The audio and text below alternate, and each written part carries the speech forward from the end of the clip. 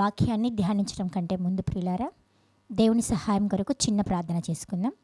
అందరూ తలలు వంచి కళ్ళు మూసుకున్నట్లయితే ప్రార్థన చేసుకుందాం. ప్రియులారా, మా స్తుతికి పాత్రుడా, స్తోత్రార్హుడా, సర్వోన్నతుడా, సర్వశక్తిమంతుడా, సర్వాధికారి, పరిశుద్ధుడా, జీవముల దేవ, మీ పరిశుద్ధమైన ఘనమైన నామమునకు వందనాలు తండ్రి. ఇంతవరకు నాయన మమ్మల్ని కాచి కాపాడి మీ కృపలో భద్రపరిచి మాకు ఆయుష్ ఇచ్చి ఆరోగ్యం ఇచ్చినందుకు వందనాలు తండ్రి. మా ఆత్మలు రక్షించుటకు శక్తిగల మీ మాటలను కొన్ని నేర్చుకున్నటకు మీ పాద పద్మముల చెంత చేరి ఉంటుండగా మీరే నాతో మాతో మాట్లాడి నాయన ఏ మాటలు మా ఆత్మీయ జీవితానికి అవసరమై ఉంటున్నావో ఆ మాటల చేత మమ్మల్ని అందరినీ తృప్తిపరిచి బలపరిచి క్రీస్తువారి రాకడకు ఆయత్తపరిచే కృపనిమ్మని ప్రాధేయపడుతూ మాట్లాడుచు నలుపురాలని అయోగ్యురాలని ఎన్నికలేని నాకు మీ ఆత్మ సహాయము చేత నడిపించి మీరే మహిమ పొందుకునమని యేసుక్రీస్తు వారి సర్వశక్తిగల నామంన ప్రార్థించి అడిగి వేడుకొంచుతున్నాము తండ్రి, ఆమేన్. నేను ఇప్పుడు చెప్పాలనుకున్న అంశం పేరు మార్గదర్శకుడైన అంధుడు. ఇదేంటి, ఒక అంధుడు మార్గదర్శకుడు అవుతాడా అన్న ప్రశ్న మీకు రావచ్చు ప్రియులారా. గుడ్డివారు గుడ్డివారికి త్రోవ చూపరు, నిజమే. కానీ ఆత్మీయంగా మనోనేత్రాలు వెలిగింపబడినటువంటి గుడ్డివాడు శారీరకంగా గుడ్డితనం ఉన్నప్పటికీ కూడా ఈరోజు ఆత్మీయ అంధత్వంలో ఉన్నటువంటి మనకందరికీ బుద్ధి చెప్తున్నాడు. తన జీవితం ద్వారా, తన యొక్క విశ్వాసభరితమైనటువంటి తన నడవడిక ద్వారా మనకి అనేక పాఠాలు చెప్తున్నాడు ప్రియులారా. ఆ అంధుడెవరు అని మనం ఆలోచిస్తే ఒక్కసారి పరిశుద్ధ గ్రంథాన్ని తెరిచి చూద్దాం ప్రియులారా. మార్కు సువార్త 9వ అధ్యాయం 46 నుంచి 51 వచనాలలో ఈ అంధుడు కనిపిస్తాడు. ఇతనెవరో కాదు, మనం జ్ఞాపకం చేసుకుంటే ఇతను తీమయి కుమారుడైన బర్తిమయి అని పేరుంది. తీమయి కుమారుడైన బర్తిమయి. ఈ సంఘటన మనకి మార్కు గారు రాసినారు, మత్తయి గారు రాసినారు, లూకా గారు రాసినారు. మత్తయి గారు, మార్కు గారు రాసినటువంటి వారి సువార్తలో ఏమని ఉంటుంది అంటే, ఒకసారి మనం జ్ఞాపకం చేసుకుంటే ఆయన శిష్యులతో పాటు జనసమూహములతో నుండి ఎరికో నుండి బయలుదేరి వచ్చుచుండగా అని ఉంటుంది. అంటే ఎరికో నుండి బయలుదేరి వస్తున్నట్లుగా మత్తయి గారు, మార్కు గారు రాసినారు. కానీ లూకా గారు ఏం రాసినారు ఒకసారి చూద్దామా. లూకా సువార్త 18వ అధ్యాయం 35 నుంచి 43 వచనాల్లో ఈ సందర్భం ఉంటుంది. అక్కడ ఎరికో పట్టణమునకు సమీపించినప్పుడు అంటుంది.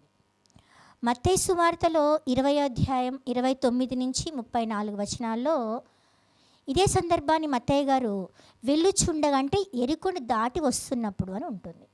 మరి వీరిద్దరు మత్తయి గారు, మార్కు గారేమో దాటి వస్తున్నట్లు కనిపిస్తుంది.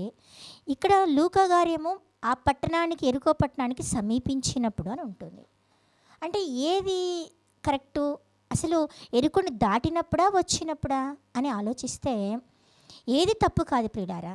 పరిశుద్ధ గ్రంథంలోని ప్రతి మాట అక్షర సత్యం, ప్రతి అక్షరం కూడా సత్యమే. ఇక్కడ ఏంటి అంటే, ఎరుకో పట్టణం, పాత ఎరుకో అనే ప్రాంతం ఉంది, కొద్దిమందే ఉంటారు.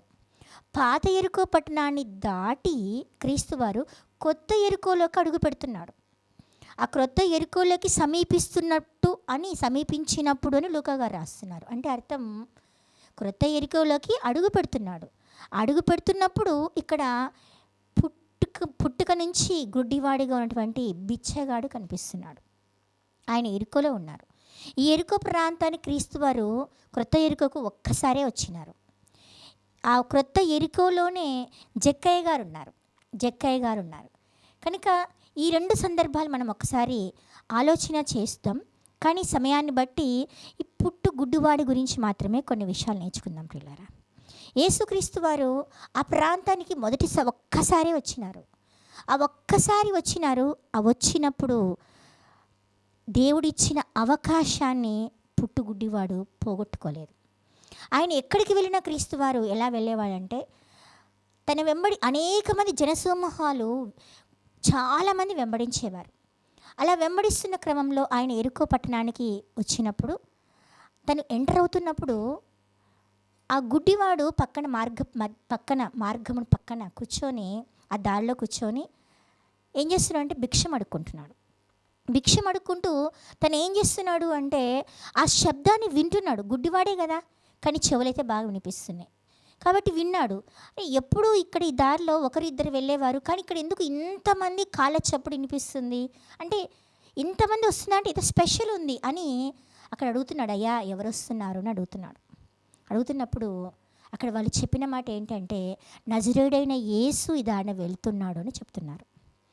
నజరేయుడైన యేసు వెళ్తున్నారని ఆ మాట ఎప్పుడైతే విన్నాడో వెంటనే తను వాక్యాన్ని మనసులోకి తెచ్చుకున్నాడు.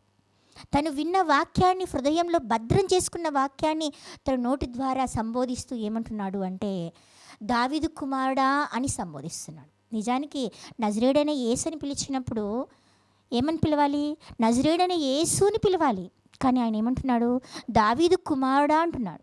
మత్తయి సువార్త 1వ అధ్యాయం 1వ వచనంలో దావీదు కుమారుడును అని వంశావళి గురించి వ్రాయబడింది. అబ్రహాము కుమారుడు, దావీదు కుమారుడైన యేసుక్రీస్తు వారి వంశావళి.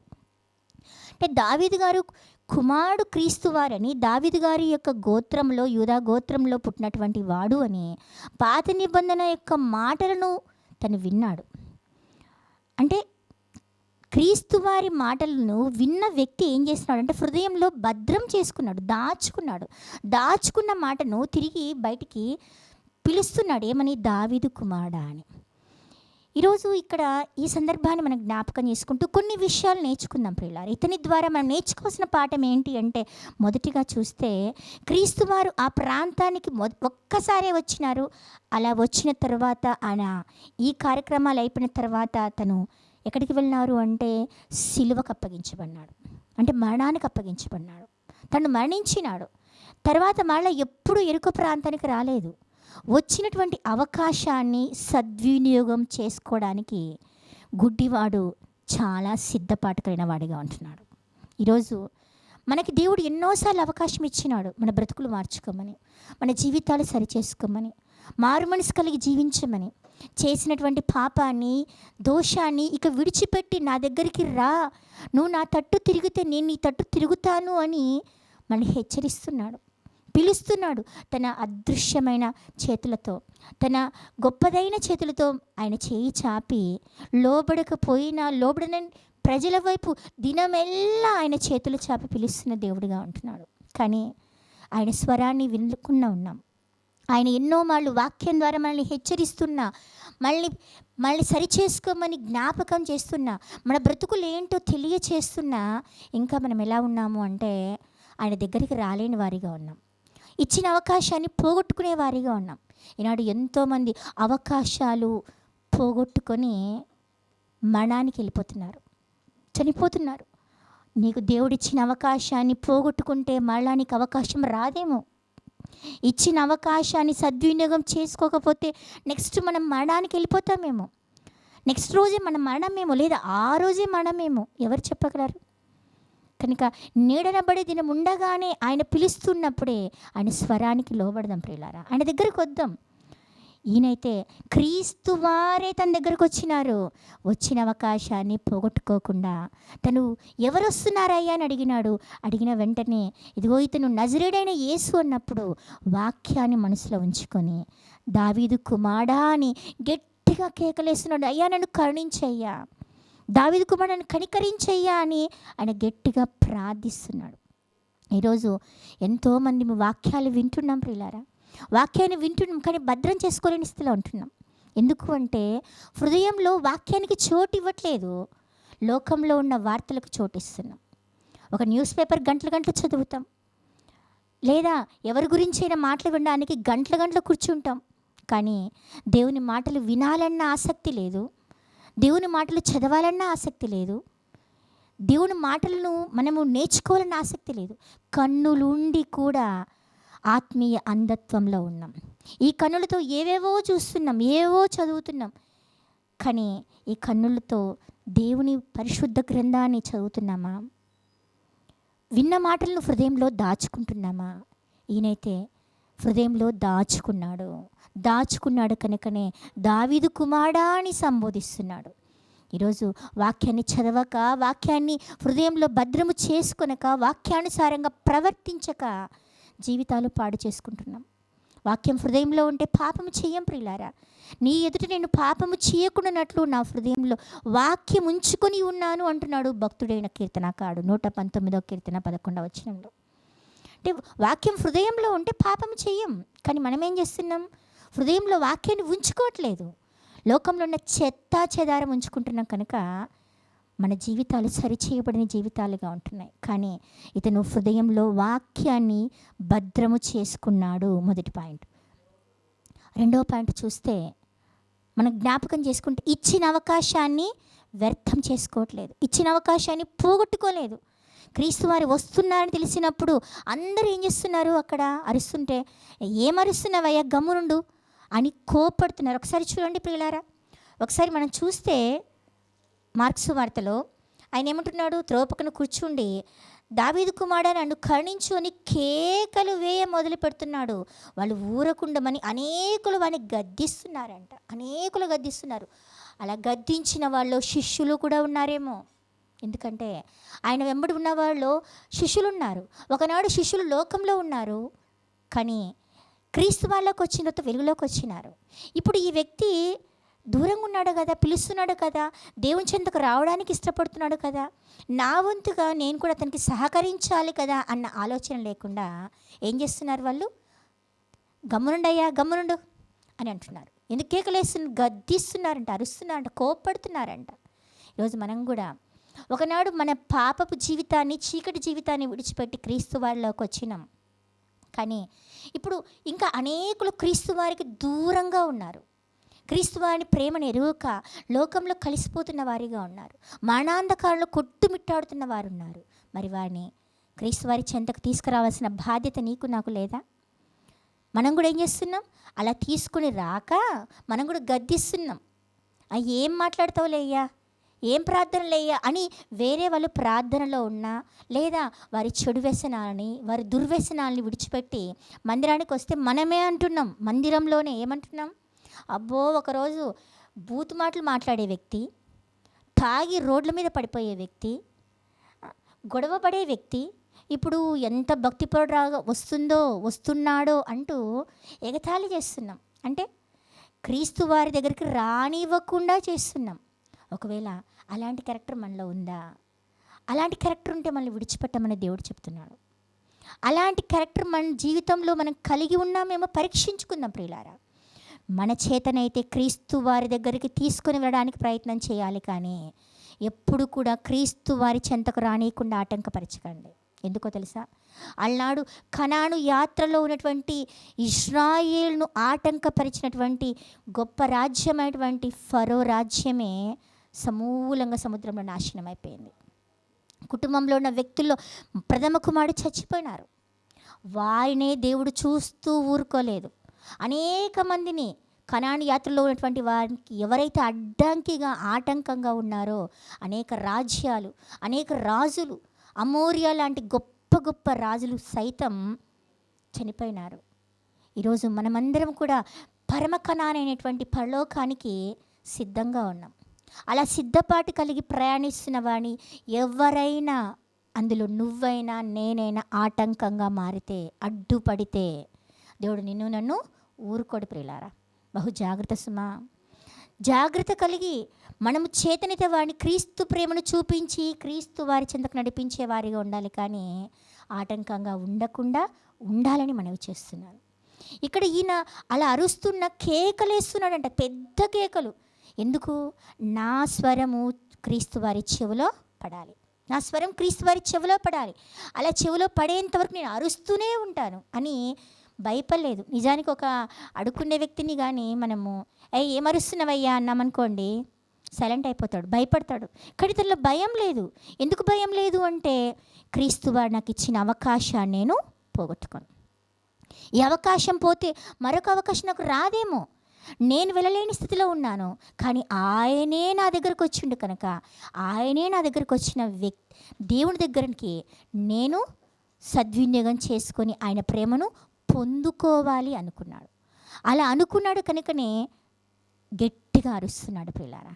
తర్వాత మనం మూడోదిగా చూస్తే ఆయన ఏమంటున్నాడు అంటే ప్రియులారా, ఇక్కడ జ్ఞాపకం చేయబడి దావీదు కుమారుడు నన్ను కరుణించు అంటున్నాడు. అంటే కరుణించు అంటే ప్రార్థన చేస్తున్నాడు.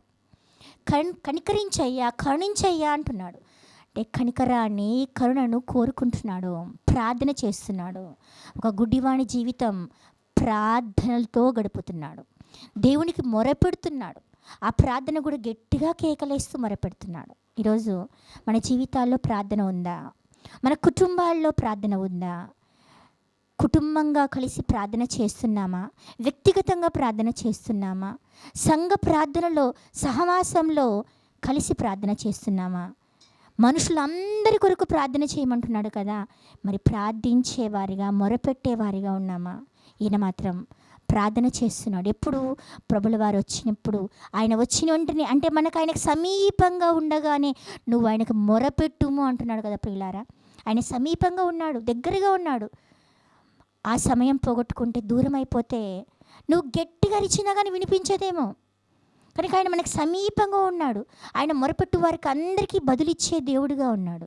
కనుక ప్రార్థించే వారిగా మనం ఉండాలని దేవుడు జ్ఞాపకం చేస్తున్నాడు. ఈరోజు మన ఆత్మీయ జీవితంగా సన్నగిల్లిపోతుంది. మనం ఆధ్యాత్మికంగా బలపడలేని స్థితిలో ఉంటున్నాము. మనం ఎన్నోసార్లు మనము లోక సంబంధులుగా మారిపోతున్నాము, శోధనలో పడిపోతున్నాము. అంటే కారణం ప్రార్థన చేయలేకపోవడం వల్లనేమో. ఈ గుడ్డివాణ్ణి చూసైనా ప్రార్థన చేయాలి అటువంటి ఆలోచన కలిగి మనం ముందుకు వెళ్ళాలని దేవుడు జ్ఞాపకం చేస్తున్నాడు ప్రియులారా.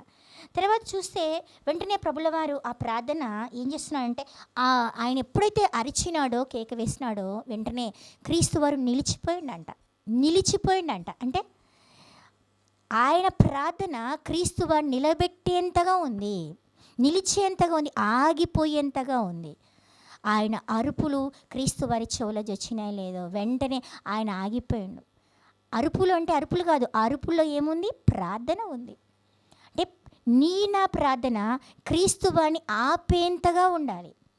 క్రీస్తు వారు ఆగి, నా బిడ్డ నాకేదో మొరపెడుతుంది కదా, నాకేదో మాట్లాడుతుంది కదా, ఏం మాట్లాడుతుందో వినాలి, దేని కొరకు మాట్లాడుతుందో వినాలి అన్న ఆశ ప్రభుల వారికి కలగాలంట. అంటే ఆయన ఆగేంతగా, ఆయన నిలబెట్టేంతగా.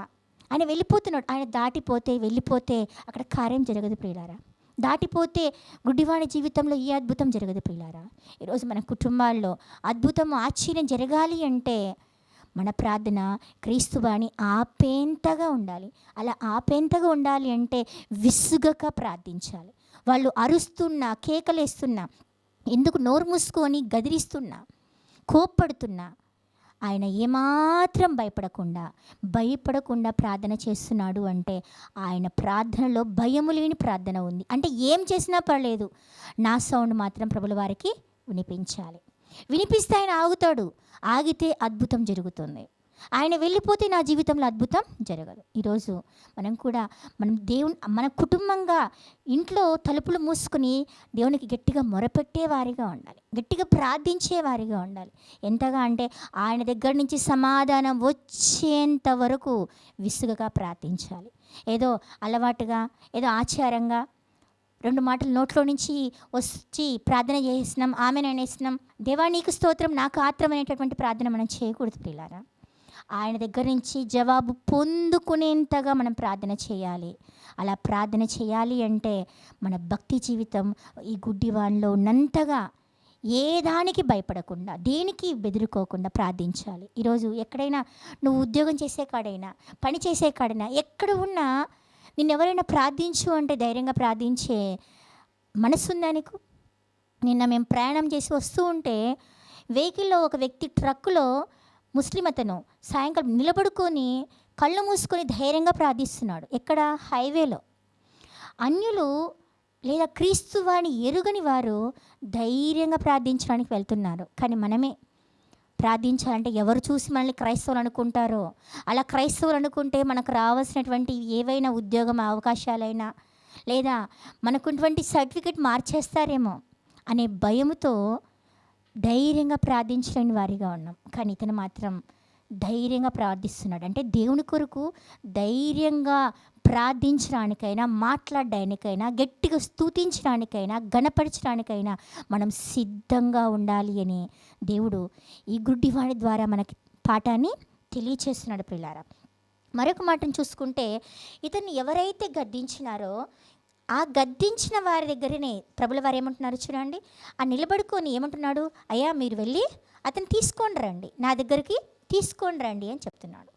అంటే ఎవరైతే ఆటంకపరిచినారో ఆ ఆటంకంగా ఉన్నవారే క్రీస్తు వారి దగ్గరికి తీసుకొని రావడానికి ప్రభుల వారే వాడుకుంటున్నారు. ఈరోజు నిన్ను నన్ను క్రీస్తు వారికి దగ్గరికి రానివ్వకుండా ఏదైతే ఆటంకంగా, ఎవరైతే ఆటంకంగా ఉన్నారో దేవుడు వారినే వాడుకుంటాడు. వారితోనే నీతో గొప్ప కార్యం జరిగిస్తాడు, లేదా వారి ద్వారానే నీకు ధైర్యాన్ని ఇస్తాడు. బలహీనపరిచిన వారే, మనల్ని కృంగతీసిన వారే, మాటల చేత మనల్ని వెనుకకు నెట్టివేసిన వారే సాధనంగా మారి వారే దేవుని కొరకు, దేవుని చెంతకు వచ్చేలా దేవుడు కార్యం చేస్తాడు. అంటే ఎవరైతే గమ్మునుండు అన్నారో వాళ్ళే వెళ్ళి ఏమంటున్నారు, అయ్యా రా, నిన్ను ధైర్యంగా ఉండు, ప్రభు నిన్ను పిలుస్తున్నాడు, రా అయ్యా రా అంటున్నారు, రా అయ్యా రా అంటున్నారు. అంటే ఈరోజు నీకు ఆటంకంగా ఏది ఉంది? ఆటంకంగా ఉన్నదాన్ని తొలగించుకో. ఆటంకంగా ఉంది, నేను తొలగించుకోలేకపోతున్నట్టు ప్రభుల వారే సహాయం చేస్తారు. అది వ్యక్తులైనా సరే, నా క్యారెక్టర్ అయినా సరే. అది నువ్వేం చేయాలి?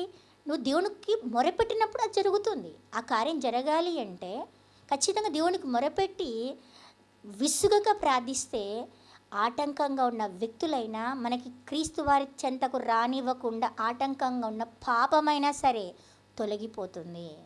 తొలగిపోయి క్రీస్తు వారి దగ్గరికి ధైర్యంగా రావడానికి మనం శక్తి పొందుకుంటాం పిల్లారా. అలా వచ్చినప్పుడు వెంటనే ఈయన మనసులో పెట్టుకొని, ఆహా ఇందాక మమ్మల్ని కోపన్నావు కదా, మమ్మల్ని నన్ను గమ్ముండమని చెప్పినావు కదా, మరి ఇప్పుడు నేను ఎందుకు రావాలి అని కోపలేదు, వారితో ఆర్గ్యూ చేయలేదు, గొడవ పడలేదు. తను ఏం చేసిండు అంటే చక్కగా రావడానికి ఇష్టపడ్డాడు. అంటే వారు ఇంతకుముందు అలా అన్నారని చెప్పి మనసులో ఏది పెట్టుకోలేదు. వాడు ఏం చేస్తున్నాడు, క్షమించి క్రీస్తు వారి దగ్గరికి రావడానికి ఇష్టపడుతున్నాడు. అంటే ఇంకొక క్యారెక్టర్ ఏంటంటే క్షమించే స్వభావం. ఈరోజు క్షమాపణ అనేటువంటి మంచి స్వభావం మన జీవితంలో లేకపోవడం వల్లనే మన ఆత్మీయ జీవితం పతనం అవుతుంది పిల్లారా. యేసుక్రీస్తు వారు శిలువలో పలికిన మొదటి మాట మనకి క్షమాపణే. తండ్రి వీరేమి చేయుచున్నారో వీరెరుగరు కనుక వీరిని క్షమించుము అన్న మాట మన జీవితంలో మనము అన్వయించుకుంటే, మనల్ని నిందించిన వాడినైనా, కోపడిన వాడినైనా, అవమానించిన వాడినైనా, గాయపరిచిన వాడినైనా, మనల్ని కన్నీటికి కారణమైన వారినైనా సరే క్షమిస్తాం ప్రియులారా.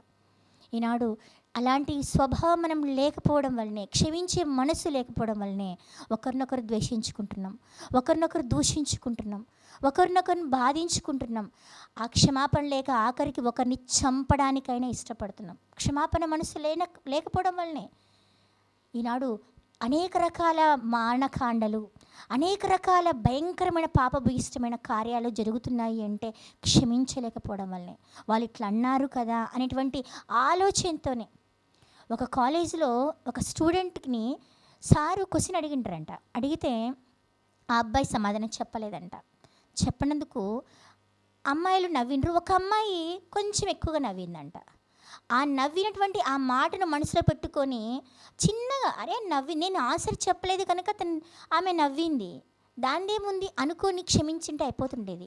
అది మనసులో పెట్టుకొని విషంగా మారిపోయి ఆ అమ్మాయి బయటకు వస్తుంటే తన బాక్స్లో ఉన్నటువంటి ఇనుప స్కేల్తో గొంతు కోసేసి చంపేసినాడు.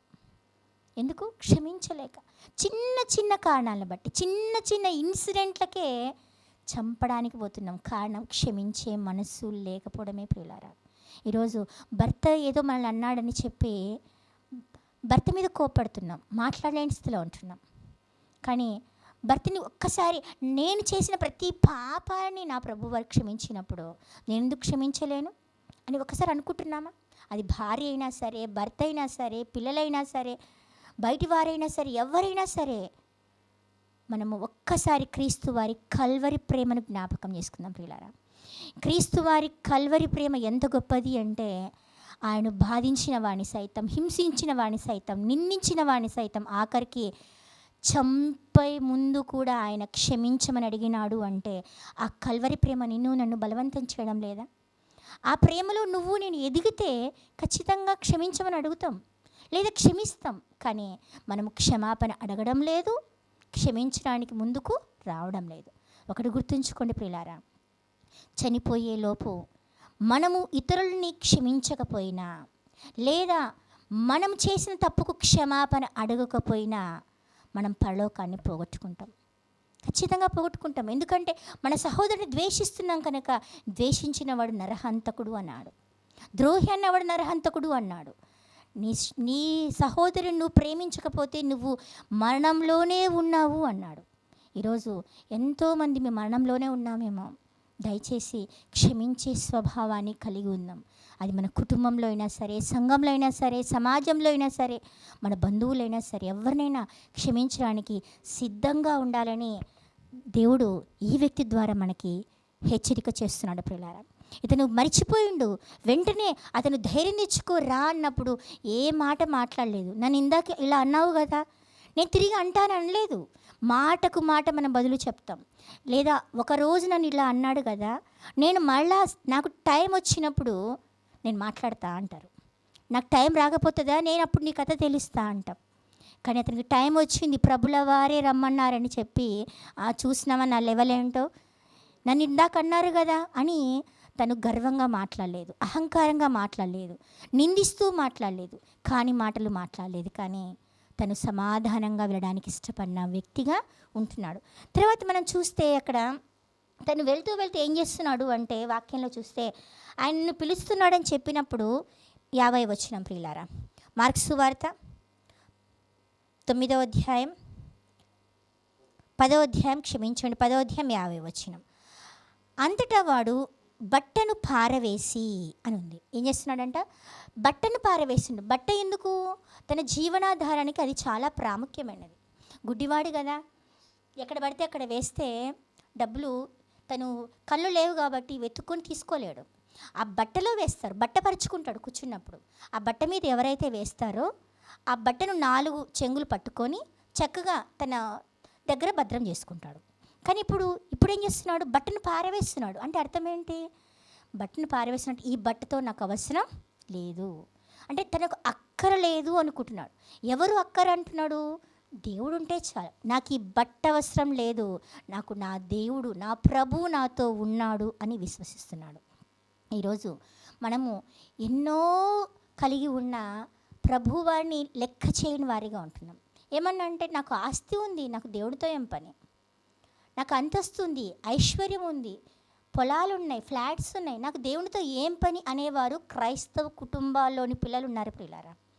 తల్లిదండ్రులన్నా కొంచెం భక్తిగా ఉంటారేమో, కానీ ఈనాడు క్రైస్తవ కుటుంబాల్లోని పిల్లలు ఎలా ఉన్నారు అంటే, దేవునితో అవసరం లేకుండా మేము జాబ్కి వెళ్ళాలి కాబట్టి మేము చర్చికి రాము, మాకు పని ఉంది, మాకు స్టడీ ఉంది, మాకు ట్యూషన్ ఉంది అంటూ మందిరాన్ని చాలా నిర్లక్ష్యంగా చేస్తున్నారు. కారణం అంటే ఆయన అవసరం లేదనుకుంటున్నారు. ఆయన అవసరం లేదు, ఆయన లేకపోయినా మేము బతకగలం. ఎందుకు? మాకు చదువు ఉంది కాబట్టి బతకగలం, మాకు జాబ్ ఉంది కాబట్టి బతకగలం, మాకు ఆస్తి ఉంది కాబట్టి బతకగలం, మాకు దేవునితో పని లేదు అనుకుంటున్నారు, అవసరం లేదు అనుకుంటున్నారు. కానీ ఈ గుడ్డివాడు అప్పటికి కళ్ళు రాలేదు ప్రియులారా. కానీ ప్రభుల వారు రమ్మని చెప్పిండో, ఎప్పుడైతే ఆ మాట విన్నాడో, నాకు ఇక దీంతో అవసరం లేదు, ఎందుకంటే నా ప్రభు వారు ఉన్నారు కనుక నాకు ఇంకేమీ అవసరం లేదు. ఒక్కసారి మనం కీర్తనలో చూస్తే, ఒక్కసారి కీర్తనల గ్రంథం చూద్దాం ప్రియులారా. కీర్తనలు 73వ కీర్తనలో ఆసాపు గారు ఎంత చక్కటి మాట అంటున్నారో. అలాంటి స్థితిలో గుడ్డివాడున్నాడు. అలాంటి స్థితిలో, ఎలాంటి స్థితిలో? 73వ కీర్తన 25వ వచనం. 73వ కీర్తన 25వ వచనం. ఆకాశమందు నీవు తప్ప నాకెవరున్నారు, నీవు నాకుండగా లోకంలో ఏది నాకు అక్కర్లేదు. నీవు ఉన్నావయ్యా, నువ్వు ఉంటే నాకు చాలు, నాకు ఇంకేది అక్కర్లేదు. సేమ్ అలాంటి స్థితిలో ఉన్నాడు. ఎవరు? గుడ్డివాడు. తనకున్న జీవనాధారానికి ప్రధానంగా తను డబ్బులు కూడబెట్టుకునేది, తనకు డబ్బులు సంపాదించుకునేది ఆ బట్టనే. ఆ బట్ట ద్వారానే కదా డబ్బులని పడేది. అది వద్దనుకున్నాడు అంటే అర్థం ఏంటి అంటే, నాకు ప్రభు ఉంటే చాలు. ఈరోజు పాట పాడతాం, నీవుంటే నాకు చాలు యేసయ్యా అని. మరి నిజంగా ఆయన ఉన్నాడని ఎంతవరకు తృప్తిగా జీవిస్తున్నాం? ఇది లేదు అది లేదు అని భర్తని వేధిస్తూ, లేదా భార్యని వేధిస్తూ, తల్లిదండ్రులు వేధిస్తూ, పిల్లల్ని వేధిస్తూ, పిల్లలు తల్లిదండ్రులు వేధిస్తూ, ఇలా అనేక రకాలుగా బాధిస్తున్నాం. కానీ దేవుణ్ణి కలిగి ఉన్నామన్న తృప్తితో, సంతోషంతో, ఆయన ఉన్నప్పుడు నాకు లోకంలో ఏది లేకపోయినా పర్లేదు, ఆయన ఉన్నాడు కదా, ఎందుకు, ఆయన చూసుకుంటాడు. ఇక నా నా ముందు జీవితం ఆయన చేతిలో పెడుతున్నా, ఆయన చూసుకుంటాడు. ఏ అవసరం వచ్చినా, ఏ ఇబ్బంది వచ్చినా ఆయన ఉన్నాడు చాలు అనే దేవుని మీద పరిపూర్ణంగా భరోసా కలిగిన వాడిగా ఉన్నాడు, నమ్మకం కలిగిన వాడిగా ఉన్నాడు. అందుకొరకే తను వెళ్ళిపోతున్నాడు, ఆమెను పారవేసి వెళ్ళిపోతున్నాడు. వెళ్ళిపోయినప్పుడు వెంటనే అడుగుతున్నాడు, అయ్యా నీకేం కావాలి చెప్పు అంటే ఆయన అంటున్నాడు, అయ్యా నాకు కనులు దయచేయ్యా, నాకు కనులు ఇయ్యయ్యా, నేను గుడ్డివాణి కనుక నాకు కనులు కావాలయ్యా అని అడిగినప్పుడు వెంటనే ప్రభుల వారు ఏం చేస్తున్నారు, నీకేం కావాలన్నప్పుడు నాకు కనులు కావాలి, లేదా గుడ్డితనం పోవాలి అని కోరుకుంటున్నాడు. ఒకసారి చూద్దామా ప్రియులారా, 10వ అధ్యాయంలో మనం చూస్తే నేనేం చేయగలుగుతున్నాను అంటే మొదటి మాట, గుడ్డివాడు బోధకుడా అంటున్నాడు. ఏమంటున్నాడు? బోధకుడా అంటే బోధించేవాడు, నాకు ఒక మార్గదర్శకంగా ఉండేవాడు అని, మార్గదర్శకుడైనటువంటి మార్గాన్ని నిర్దేశించి మనకు దిక్సూచిగా ఉండి మనల్ని సరైన మార్గంలో నడిపించగలిగినటువంటి యేసుక్రీస్తు వారిని ఒక బోధకుడిగా తను గుర్తించినాడు. అందుకొరకే బోధకుడా నాకు దృష్టి కలుగ చేయమని అడుగుతున్నాడు. ఓపెన్గా చెప్పేస్తున్నాడు. ఈరోజు దేవుని దగ్గర ఓపెన్గా మాట్లాడదాం. డొంక తిరుగు మాటలొద్దు, సగం సగం దాచిపెట్టి వద్దు. ఆయన దగ్గర మనం ఎంత ఓపెన్గా మాట్లాడితే మన జీవితాలు అంతగా మారుతాయి ప్రియులారా. ఏదో సగం నాంచక, సగం చెప్పుకోక, సగం ఏదో వేరే విషయాలు ఏదో మాట్లాడుతూ ఇట్లా కాదు ప్రియులారా. ఆయన దగ్గర ఎలా మాట్లాడాలో తెలుసా? ఓపెన్గా చెప్పేయాలి. చెప్పినప్పుడు దేవుడు కృప చూపించగల దేవుడుగా ఉంటున్నాడు.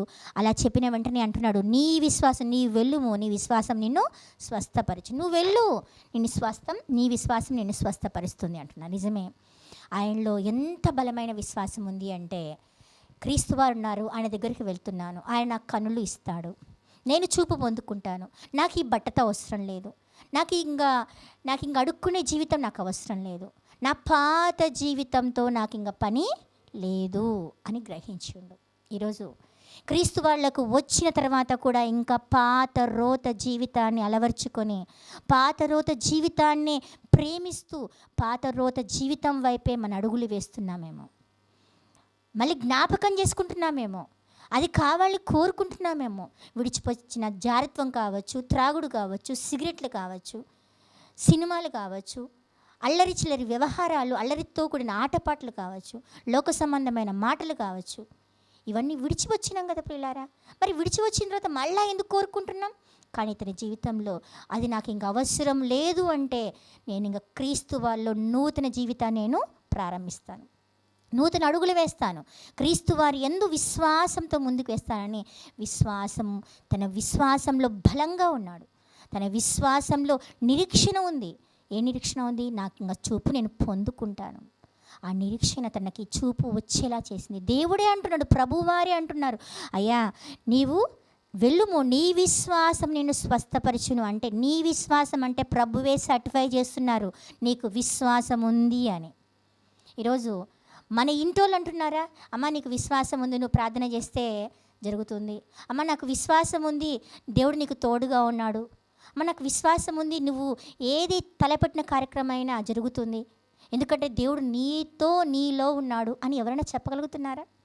అలా చెప్పగలిగే సాక్ష్యం ఉందా? కుటుంబం వ్యక్తులతోనే సాక్ష్యం లేదు. కానీ ఈయనకైతే క్రీస్తు వారి ద్వారానే సాక్ష్యం పొందుకుంటున్నాడు. నీ విశ్వాసం అంటే విశ్వాసం గల వ్యక్తిగా తను ఉన్నాడు అని మనకు అర్థమవుతుంది ప్రియులారా. కనుక ఈరోజు నుంచి మనం కూడా విశ్వాసంతో ఉండాలి. ఎందుకంటే విశ్వాసం లేకుండా ప్రభువారికి ఇష్టలుగా ఉంటే అసాధ్యం. అంటే ఇతను ఏమైపోయాడు? క్రీస్తు వారికి ఇష్టడుగా మారిపోయాడు. విశ్వాసం ఉంది కనుక ఇష్టడుగా మారిపోయాడు. ఈరోజు నీలో నాలో విశ్వాసం లేదు కనుక ఇష్టలుగా మారలేదు.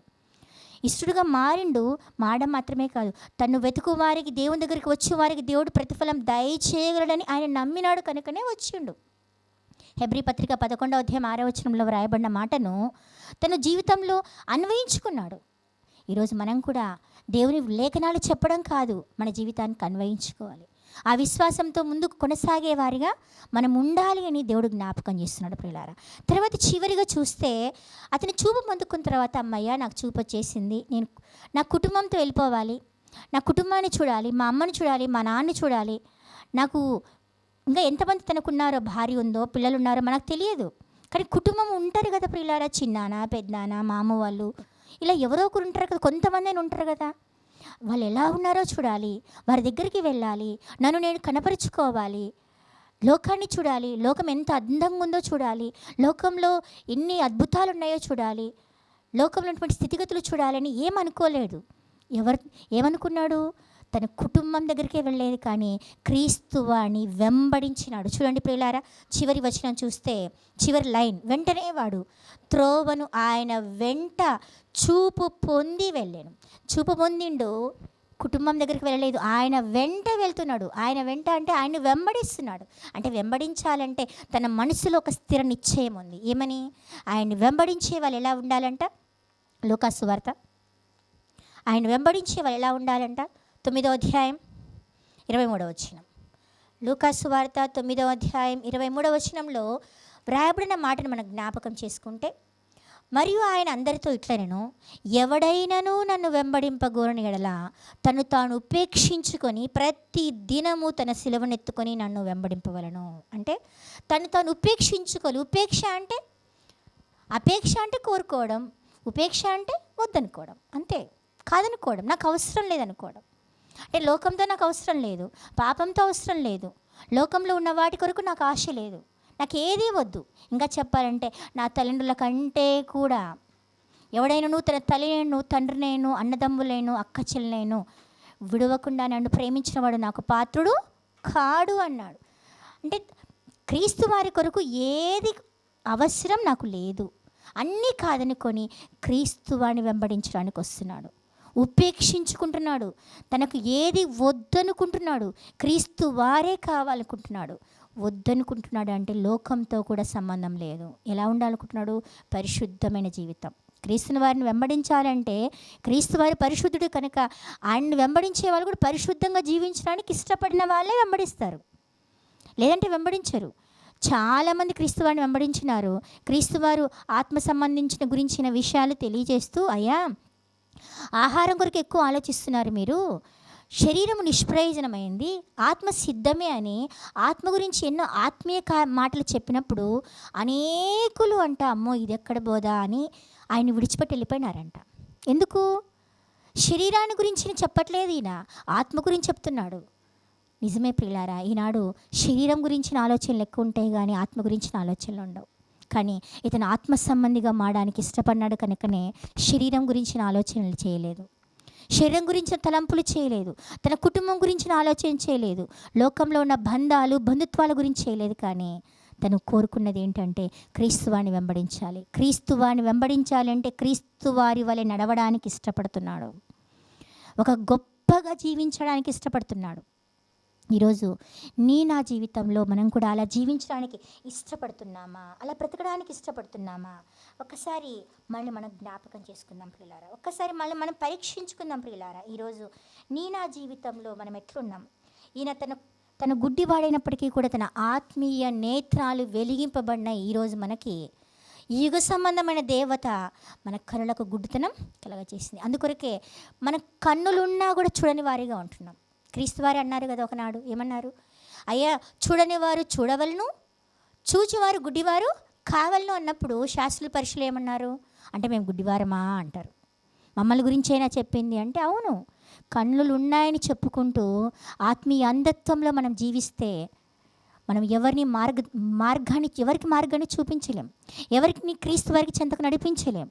కానీ కన్నులు లేకపోయినప్పటికీ కూడా ఆత్మీయంగా తను కన్నులు తెరవబడిన వాడిగా ఉన్నాడు. అందుకొరకే ఆయన మనకు ఒక మార్గదర్శకంగా మారుతున్నాడు. కన్నులు లేకపోయినా నేను వాక్యాన్ని మనసులో పెట్టుకున్నాను, కన్నులు లేకపోయినా నేను ప్రార్థిస్తున్నాను, కన్నులు లేకపోయినా నేను ఇచ్చిన అవకాశాన్ని పోగొట్టుకోకుండా సద్వినియోగం చేసుకుంటున్నాను, క్షమిస్తున్నాను. అంత మాత్రమే కాదు, నేను ఏం చేస్తున్నాను? ఉపేక్షించుకుంటున్నాను. విశ్వాసం కలిగిన వ్యక్తిగా నేను మారుతున్నాను, నాకున్న జీవనాధారాన్ని విడిచిపెడుతున్నాను. క్రీస్తు వారు ఉంటే చాలు, ఆయన ఉంటే నాకు ఏం అవసరం లేదనుకుని వస్తున్నాను.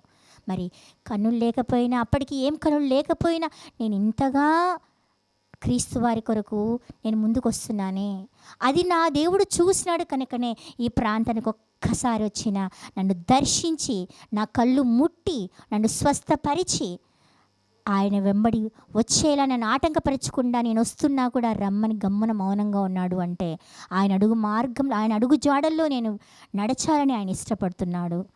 కనుక ఈరోజు మీరు కనులుండి కూడా మీరు ఏ స్థితిలో ఉన్నారు అని ఒకసారి మళ్ళీ ప్రశ్నిస్తున్నాడేమో. ఆ వ్యక్తిని చూసి ప్రశ్న వేసుకుందామా? నేను కన్నులు ఉండి నాలో అతని వలె ఆత్మీయ జీవితం ఉందా? అతని వలె ప్రార్థనా జీవితం ఉందా? అన్నీ వదులుకునే జీవితం ఉందా? క్రీస్తువాన్ని వెంబడించే జీవితం ఉందా? ఒకసారి పరిశీలన చేసుకోండి. క్రీస్తువాన్ని వెంబడించాలంటే పరిశుద్ధత కలిగి జీవించాలి. నేను పరిశుద్ధంగా జీవించడానికి ఇష్టపడుతున్నానా, లోక సంబంధమైన విడిచిపెడుతున్నానా అని పరీక్ష చేసుకునే వారిగా ఉండాలి ప్రియులారా. అలా మనం చేసుకోక మనము ఇంకా లోకంలో నేను కన్నులు ఉన్నాయి కదా అనుకుంటే, నువ్వు కన్నులుండి పాపాన్ని చూస్తూ, పాపాన్ని ప్రేమిస్తూ, కన్నుల ద్వారా భయంకరంగా నేత్రాశ కలిగి దేవుని ఇచ్చేటువంటి ఆ నిత్య జీవాన్ని పోగొట్టుకుంటున్నామేమో. జెనిఫర్ రోత్చైల్డ్ అనేటువంటి ఒక అమెరికన్ రచయిత్రి క్రీస్తు వారి కొరకు 15 ఏళ్ల ఏటనే ఎన్నో పుస్తకాలు రాసింది, ఎన్నో పాటలు రాసింది, ఎంతగానో గొప్పగా ప్రసంగిస్తుండేది, ఎంతో గొప్పగా అమెరికా దేశంలో వాడబడింది క్రీస్తు వారి కొరకు. ఆమెను ఒకానొక సమయంలో ఇంటర్వ్యూ చేస్తూ ఏమన్నారంటే, అమ్మా నువ్వు కళ్ళు లేకపోయినా కానీ ఎన్నో గొప్ప గొప్ప పాటలు రాసినావు, ఎన్నో రచనలు చేసినావు, పుస్తకాలు రాసినావు, వాక్యాన్ని ఉపదేశించినావు, నువ్వు విశ్వసించిన, నీవు నమ్మిన దేవుణ్ణి ఇంతగా ప్రచురపరిచినావు, ఇంతగా గణపరిచినావు కదమ్మా. మరి దేవుడు నీకు గుడ్డితనం ఇచ్చిండు కదా, మరి దీనికి నీ సమాధానం ఏంటి? దేవుడి మీద నీకు కోపం రాలేదా? నువ్వేం చెప్పాలనుకున్నావు దేవుని గురించి అంటే, నీకున్న గుడ్డితనాన్ని చూపిస్తూ ఏం చెప్పాలనుకున్నావు అంటే, ఆమె చెప్పిన మాట ఏమిటో తెలుసా ప్రియులారా? కన్నులున్నవారు లోకంలో ఉన్న ప్రతి పాపిష్టి జీవితాన్ని అనుభవిస్తూ, లోకంలో ఉన్న పాపభూయిష్టమైనటువంటి బ్రతుకును కోరుకుంటూ, లోకంలో కనిపించేదంతా కావాలని కోరుకుంటూ కనుల ద్వారా పాపం చేస్తున్నారు, కళ్ళ ద్వారా పాపం చేస్తున్నారు. కానీ నేను కళ్ళ ద్వారా పాపము చేయకుండా దేవుడు నా గుడ్డితనం ఇచ్చినాడు. ఇంకొకటి ఏంటో తెలుసా? నేను పాపం చేయకుండా కొరకు మాత్రమే కాదు, కానీ నేను దేవుని దగ్గరికి వెళ్ళినప్పుడు, ఆ మహిమలోనికి వెళ్ళినప్పుడు, దేవుడిచ్చే ఆ మహిమ దేహముతో, కళ్ళతో నేను మొట్టమొదటిగా చూసే వ్యక్తి ఎవరో తెలుసా? నన్ను సృష్టించిన సృష్టికర్త అయిన దేవుణ్ణే. మీరు అన్నిటినీ, పనికిమాలిన వాటిని అన్నిటినీ చూసినారు, తర్వాత మీరు మనసు మార్చుకుని దేవుని కొరకు బతికితే చివరిగా దేవుని చూస్తారు. కానీ నేను మొట్టమొదటిగా చూసేది క్రీస్తు వారినే చూస్తాను, నన్ను సృష్టించిన దేవుణ్ణే చూస్తాను. ఇంతకంటే అదృష్టం మరెవరికి దక్కుతుందండి అని అన్నప్పుడు ఆ ఇంటర్వ్యూ చేసేటువంటి వ్యక్తి ఆశ్చర్యపోయినాడు. తర్వాత కాలంలో అతను మారు మనసు పొందినట్లుగా, రక్షణ పొందినట్లుగా చరిత్ర చెప్తుంది. అంటే దీన్ని బట్టి మనకు అర్థమవుతుంది ఏంటి ప్రియులారా? కన్నులు ఉన్నాయి అని కన్నులు లేని వాడిని తక్కువగా చూడక, ఆత్మీయ అంధత్వంలో మన జీవితాలు ఉన్నాయేమో అని మన మనోనేత్రాలు వెలిగించుకొని, గుడ్డివాడు మనకు మార్గదర్శకంగా నిలబడినాడు కదా, నేను కూడా అలా జీవించాలి అటువంటి ఆలోచన కలిగి మనమందరం బ్రతకాలని దేవుడు జ్ఞాపకం చేస్తున్నాడు.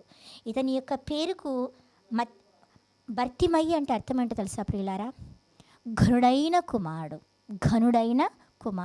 ఇతను నిజంగా ఘనంగా బ్రతికినాడు కనుకనే దేవునికి ఘనమైన కుమారుడుగా మిగిలిపోయినాడు. ఈరోజు మనం కూడా అలా ఘనంగా క్రీస్తు వారి కొరకు బ్రతికి, క్రీస్తు వారి యొక్క త్యాగాన్ని మనం రుచి చూసి, క్రీస్తు వారి చూపిన ప్రేమను అనేకులకు తెలియచేసి, క్రీస్తు వారి యొక్క బాటలో జీవిస్తూ క్రీస్తు వారి వలె బ్రతకడానికి మనం ఇష్టపడాలి. క్రీస్తు వారి త్యాగాన్ని మనం ఎప్పుడు కూడా నిర్లక్ష్యం చేయకుండా, ఇంకా ఎంతోమంది క్రీస్తు వారికి దూరంగా ఉన్నారు కదా, వారిని క్రీస్తు వారి చెంతకు నడిపించే వారిగా ఉండాలి. ఎంతకాలం బ్రతుకుతామో తెలియదు. ఉన్న కొద్ది కాలంలో క్రీస్తు వారి ప్రేమను అనేకులకు రుచి చూపించే వారిగా మనమందరం ఉండాలని, అనేకులను రక్షణలోకి నడిపించడానికి మన పాత్ర పోషించాలని మనస్ఫూర్తిగా కోరుకుంటూ, దేవుడు తన వెనుకలో తన మాటలను దీవించునుగాక. ఆమేన్. దేవుడు తన వాక్యంను దీవించుగాక. చిన్న ప్రార్థన చేసుకుందాం.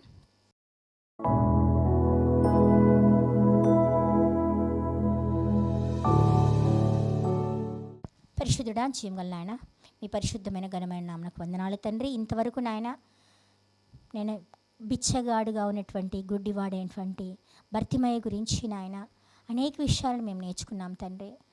తన జీవితంలో శారీరకంగా గుడ్డివాడేమో కానీ ఆత్మీయంగా గుడ్డితనం లేనివాడిగా ఉంటున్నాడు నాయన. ఆత్మీయంగా ఎంతో ఉన్నతమైన స్థితిలో ఎదిగిన వాడిగా ఉంటున్నాడు. ఆయన చూపిస్తూ నాయన ఈరోజు మా జీవితాలను సరిచేసుకోమని మీరు హెచ్చరించిన ప్రతి మాటను బట్టి వందనాలు. హెచ్చరింపబడిన మేము నాయన నిర్లక్ష్యంగా త్రోసివేయక నాయన మేము కూడా ఆయన వలె బ్రతకడానికి మీ కృపను ప్రసాదించమని వేడుకుంటున్నాం తండ్రి. నాయన మీరు ఇచ్చిన అవకాశాన్ని సద్వినియోగం చేసుకుంటూ మీరు మాకు ఇచ్చిన ఆయుష్కాలంలోనే నాయన మీకు దగ్గరగా చేరడానికి, వాక్యాన్ని హృదయంలో దాచుకొని నాయన మేము పాపము చేయకుండా ఉండడానికి, ప్రార్థనలో మరింతగా మేము బలపడడానికి నాయన ఇతరులను క్షమిస్తూ నాయన మీరు ఉంటే చాలు అంటూ నాయన మిమ్మల్ని కలిగిన వారంగా మీరు ఉండగా మాకు లోకంలో ఏది అక్కరలేదని మిమ్మల్ని బట్టి మేము అతిశయించు వారంగా ఉండకు కృప చూపించమని వేడుకుంటున్నాం. మీ చేత గొప్ప సాక్ష్యం పొందుకున్న వాడిగా ఉంటున్నాడు. నీ విశ్వాసము అంటున్నారంటే తనలో విశ్వాసం ఉందని. ఈరోజు అల్ప విశ్వాసులుగా ఉంటున్నామేమో, లేదా అవిశ్వాసులుగా ఉంటున్నామేమో తండ్రి. అలాంటి జీవితం జీవించక కన్నులు లేని వ్యక్తే చూడకపోయినా క్రీస్తు వారి యొక్క మాటలు విని విశ్వసించి విశ్వాసం కల వ్యక్తిగా క్రీస్తు వారి చేతనే సాక్ష్యం పొందుకున్నాడు కదా. మేము కూడా పొందుకోవాలి అటువంటి నిరీక్షణతో విశ్వాసం కలిగిన వారంగా మేము జీవించుటకు మీ కృపను ప్రసాదించండి. క్రీస్తు వారిని వెంబడించుటకు కృప చూపించండి. లోకంలో ఉన్నవి ఏవి మాకు అక్కర లేదని నాయన మేము అన్నీ ఉపేక్షించుకున్నటకు సహాయం దయచేయండి. నేను విత్తబడిన ప్రతి మాట మా హృదయాల్లో నూరంతలుగా ఫలింపచేయమని ప్రాధేయపడుతూ నాయన ఈ మాటల ద్వారా మమ్మల్ని బలపరిచినందుకు మీకే హృదయపూర్వకంగా వందనాలు స్తోత్రాలు చెల్లించుకుంటూ సమస్తము నీ కృపగల చేతులకి అప్పగించుకుంటూ యేసుక్రీస్తు వారి సర్వశక్తి గల శ్రేష్టమైన నామంన ప్రార్థించి అడిగి వేడుకొని పొంది ఉన్నాము తండ్రి. ఆమెన్. మీకందరికీ ప్రభువైన యేసుక్రీస్తు నామమున వందనాలు. Thank you.